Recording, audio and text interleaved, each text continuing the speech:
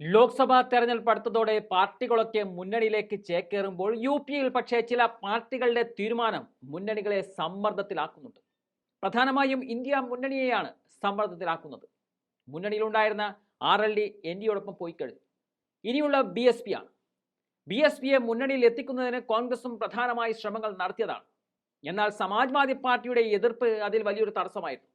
എന്തു വില കൊടുത്തും BJPയെ തടയുക എന്നതാണ് കോൺഗ്രസിന് മുന്നിലുള്ള പ്രധാന അജണ്ട.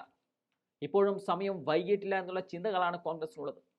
BSP ഇന്ത്യൻ സഖ്യത്തിൽ ചേരുന്നതിനെക്കുറിച്ച് ചർച്ചകൾ ഇപ്പോഴും ശക്തമാവുന്നുണ്ട്.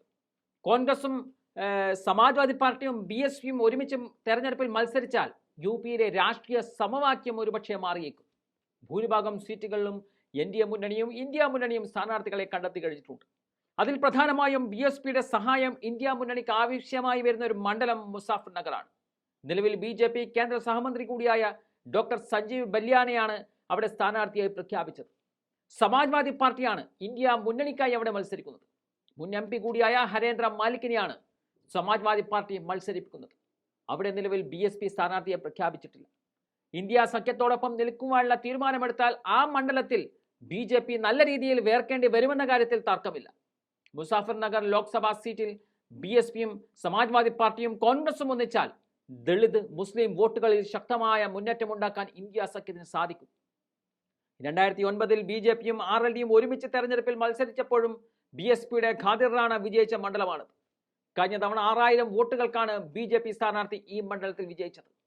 അത് മറികടക്കാൻ സാധിക്കുമെന്നുള്ള കണക്ക് കൂട്ടലിലാണ് ഇന്ത്യ മുന്നണിയുള്ളത്. BSP പ്രതിപക്ഷ സഖ്യത്തിലെത്തിയാൽ പശ്ചിമ യു.പിയിലെ പല സീറ്റുകളിലും സ്ഥാനാർത്ഥികളെ മാറ്റേണ്ട സാധ്യതയുമുണ്ട്. അത്തരമൊരു സാഹചര്യത്തിൽ ബിജ്നോർ സീറ്റ് BSPക്ക് നൽകിയേക്കാനും സാധ്യതയുണ്ട്. നിലവിൽ കോൺഗ്രസും BSPയും SP-യും ഇവിടെ നിന്നും സ്ഥാനാർത്ഥികളെ പ്രഖ്യാപിച്ചിട്ടുമില്ല എന്നതും സഖ്യ സാധ്യതയിലേക്ക് വിരൽ ചൂണ്ടുന്നുണ്ട്. 2009 ലോക്സഭാ തെരഞ്ഞെടുപ്പിനെ കുറിച്ച് പറയുമ്പോൾ പശ്ചിമ യു.പിയിൽ RLDയുടെ അക്കൗണ്ട് ശൂന്യമായിരുന്നു. എന്നാൽ BSP ഇവിടെ 2 സീറ്റുകൾ നേടിയിരുന്നു. സഹരൻപൂർ, ബിജ്നോർ സീറ്റുകളിലായിരുന്നു BSP സ്ഥാനാർത്ഥികൾ വിജയിച്ചത്. സഖ്യസാധ്യതകൾ ഇപ്പോഴും നിലനിൽക്കുമ്പോൾ അനുകൂല തീരുമാനം മായാവതിയുടെ ഭാഗത്തു നിന്നും ഉണ്ടാവുമെന്നുള്ള പ്രതീക്ഷയാണ് ഇന്ത്യ സഖ്യത്തിനുള്ളത്.